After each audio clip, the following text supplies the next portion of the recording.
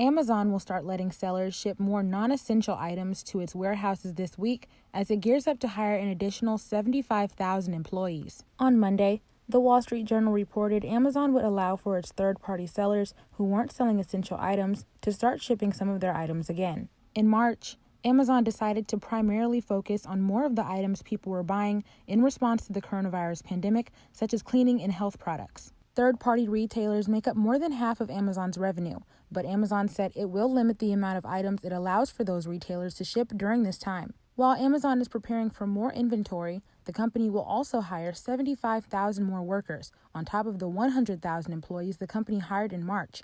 According to an Amazon spokesperson, the demand has been similar to Amazon's busy holiday seasons. However, some Amazon employees have said the demands have made them feel unsafe. Several employees were fired after speaking out about work conditions as cases of the coronavirus began to appear in its warehouses. Amazon says company policy prohibits workers from publicly disparaging or misrepresenting Amazon. For Newsy, I'm Antoinette Miller.